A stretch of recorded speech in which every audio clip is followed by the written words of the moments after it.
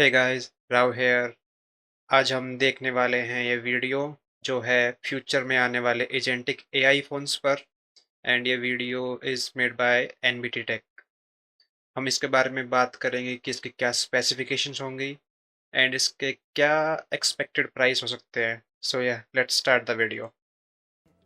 AI की दुनिया अब सिर्फ चैटबॉट्स तक सीमित नहीं रही। अब कंपनियां ऐसे स्मार्टफोन्स पर काम कर रही हैं जो सिर्फ आपके सवालों का जवाब नहीं देंगे बल्कि आपके लिए काम भी करके दिखाएंगे। इसी डायरेक्शन में चीन की एआई कंपनी स्टेप वन ने अपना नया स्टेप एक्स नियो पेश किया है, जिसे दुनिया का पहला एजेंटिक एआई स्मार्टफोन बताया जा रहा है। इस फोन की सबसे बड़ी खासियत इसका एआई एजेंट है, जो सिर्फ कमांड सुनकर ऐप्स के बीच खुद काम कर सकता है। यानी अगर सो देखने में फ़ोन एक नॉर्मल फ़ोन की तरह दिख रहा है। नॉर्मल कैमरा सेटअप एंड ये बैक पे एक पिक्सल डॉट पिक्सल डिस्प्ले भी है। बट इसकी जो मेन खासियत है वो है कि इसका एजेंटिक। एजेंटिक का मतलब होता है कि जैसे बताया है वीडियो में कि आप बस बोलेंगे कि मेरे को उस इस डेट के लिए इस जगह पे होटल बुक कर दो, तो फ़ोन अपने आप बुकिंग्स कर देगा। आपके सारे होटल चेक कर लेगा, लोकेशन चेक कर लेगा एंड पेमेंट कर देगा। एंड इस सब को करने के लिए फ़ोन में जो एआई एजेंट्स हैं वो पहले से ही प्रेजेंट होंगे। मतलब ये फ़ोन ये ऐसा क्लेम कर रहे हैं कि इसमें ऑफलाइन भी ये सारे काम हो जाएंगे।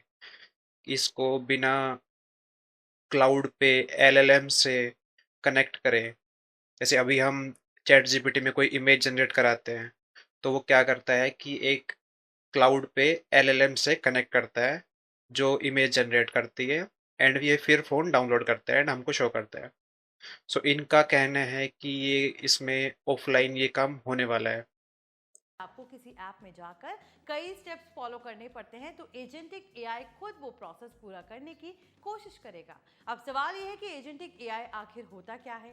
अभी तक हम चैट जीपीटी, जेमिनी या दूसरे एआई असिस्टेंट से सवाल पूछते थे और वो हमें जवाब देते थे, लेकिन एजेंटिक एआई सिर्फ जवाब नहीं देता बल्कि एक्शन भी ले सकता है। एग्जाम्पल के लिए, अगर आप कहीं कि कल सुबह 8 बजे दिल्ली की फ्लाइट बुक कर दो और होटल भी सजेस्ट कर दो, तो फ्यूचर में ऐसे फोन्स में एआई खुद फ्लाइट्स कंपेयर करेगा, होटल्स ढूंढेगा और आपकी परमिशन मिलने के बाद बुकिंग प्रोसेस शुरू कर देगा। यानी एआई सिर्फ असिस्टेंट नहीं रहेगा बल्कि एक डिजिटल एजेंट की तरह काम भी करेगा। स्टेप एक्स नियो की सबसे बड़ी पावर यही एजेंटिक एक्सपीरियंस बताया जा रहा है। रिपोर्ट्स के अकॉर्डिंग इसमें एआई अलग अलग एप्स के बीच जाकर टास्क पूरा कर सकता है। यानी आपको सो ये जो बोल रहे हैं कि एजेंट अलग अलग एप्स के बीच जाके काम पूरा कर सकता है। आई थिंक जो ये फ़ोन है ये आपका प्योर एंड्रॉयड फ़ोन नहीं है। इसका जो ओएस है, ऑपरेटिंग सिस्टम, वो इनका कस्टम है जो कि मिक्स है Android and Linux and may be कुछ और का। सो इसमें नॉर्मल जो आप सोच रहे हैं कि एजेंट अगर एक ऐप ओपन करेगा उसमें कुछ चेंजेस करेगा एंड आप उस स्क्रीन पे देख पाओगे, तो ऐसा नहीं है। ये सारे काम एजेंट मतलब आप इसको देख नहीं पाओगे। एजेंट ये सारे काम हुक्स के जरिए करेगा। मतलब वो एक इस ऐप की एपीआई कॉल करेगा, उस पे अपना काम करेगा, देन सेकंड ऐप की एपीआई कॉल करेगा, उस पे अपना काम करेगा एंड लास्ट में ऑफ कोर्स शायद आपकी परमिशन, आपको सारा काम दिखा के आपकी परमिशन लेगा कि ये मैंने करा है, ये ठीक है और ये कंप्लीट करना है या नहीं। हर ऐप अलग अलग खोलने की जरूरत कम पड़ सकती है। यही वजह है कि एक्सपर्ट्स इसे स्मार्टफोन्स की अगली बड़ी एवोल्यूशन मान रहे हैं। जिस तरह टच स्क्रीन ने कीपैड फोन्स को बदल दिया था, उसी तरह आने वाले समय में एआई एजेंट्स ऐप्स को इस्तेमाल करने का तरीका बदल सकते हैं। हालांकि अभी ये टेक्नोलॉजी शुरुआती दौर में है, इसकी असली परफॉर्मेंस लॉन्च के बाद ही सामने आएगी। इंटरेस्टिंग बात तो ये है कि स्टेप वन अकेली कंपनी नहीं है जो इस डायरेक्शन में काम कर रही है। सैमसंग अपने गैलेक्सी एआई को लगातार बेहतर बना रही है, गूगल जेमिनी को एंड्रॉइड में गहराई से जोड़ रही है और ओपन एआई के एआई बेस्ड हार्डवेयर को लेकर भी कई रिपोर्ट्स सामने आ चुकी हैं। यानी आने वाले कुछ सालों में स्मार्टफोन मार्केट सिर्फ कैमरा और प्रोसेसर की रेस नहीं होगी, बल्कि एआई कंपैटिबिलिटी सबसे बड़ा हथियार बनने वाली है। लेकिन सारी बड़ी कंपनीज इस फील्ड में आगे रिसर्च कर रही है एंड ये स्टेप एक्स नहीं हो, एक चाइनीज कंपनी है, ये पहला फ़ोन है। सो ऑफ कोर्स जो सबसे पहले लॉन्च करता है उसको एडवांटेज होती है। एंड चाइना का जो पूरा एलएलएम बेस्ड सिस्टम बोले, या फिर ये बोले कि जितनी एडवांस चाइना की है एआई के फील्ड में, सो मे बी वो एक बिग रोल प्ले कर रही है कि सबसे पहले ये फ़ोन चाइना की कंपनी ने निकाला है, जहाँ पे बड़ी बड़ी कंपनीज अभी भी रुकी हुई है।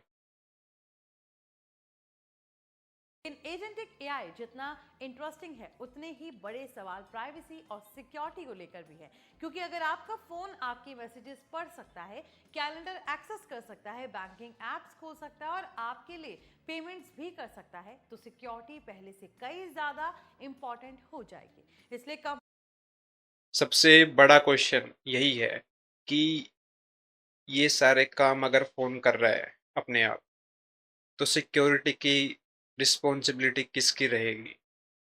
फ़ोन जिसका है उसकी, या फिर जिस कंपनी ने फ़ोन बनाया है उसकी? सो ये तो शायद फ़ोन जब लॉन्च होगा सितंबर अक्टूबर में, तब तक ही क्लियर होगा शायद। बट फिर भी एक क्वेश्चन और है कि अगर ये एजेंट फ़ोन पे रन हो रहा है, तो नॉर्मली अगर हम छोटे से छोटा एलएलएम की भी बात करें, जो एक एजेंट वाला काम कर सकता है, वो एटलीस्ट 1.5 से 2 GB के बीच में सबसे कम अवेलेबल होता है।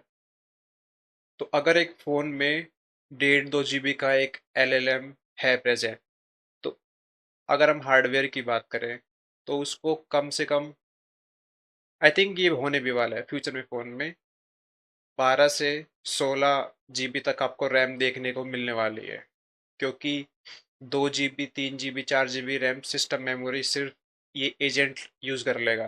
तो आपके फोटोज़, वीडियोज़, ऐप, ये बाकी जो नॉर्मल काम करते हो आप, उसके लिए आपको एडिशनल रैम की ज़रूरत पड़ेगी। एंड इसके साथ ही जो चिप्स होते हैं, ये एजेंट नॉर्मल सीपीयू पे रन नहीं हो पाएंगे। तो आपके जो चिप्स होते हैं सीपीयू एंड जीपीयू, वो भी रिप्लेस हो जाएंगे एनपीयू से।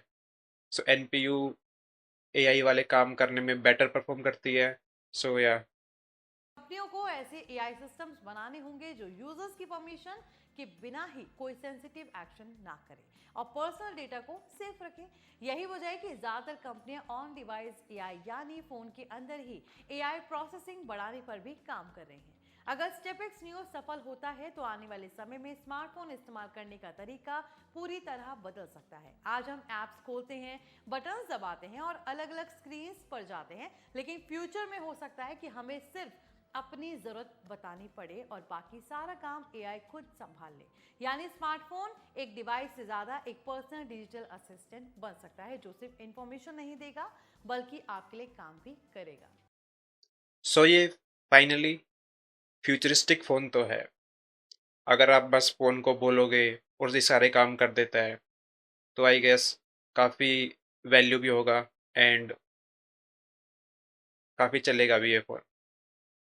बट कुछ क्वेश्चंस रहेंगे सिक्योरिटी प्राइवेसी को लेके, ये फ़ोन ये सारी चीज़ें कैसे हैंडल करेगा, एंड हार्डवेयर इसका जो एडिशनल हार्डवेयर एजेंट को रन करने के लिए यूज़ हो रहा है, सो डेफिनेटली इसकी प्राइसिंग काफ़ी ज़्यादा होने वाली है मेरे हिसाब से। तो आई थिंक ये आईफोन की प्राइसिंग को मैच करेगा, बिकॉज आप 16 GB तक रैम दे रहे हो, मेमोरी भी आपको 500 GB के अराउंड देनी पड़ेगी, 512 GB जो भी स्टैंडर्ड है शायद।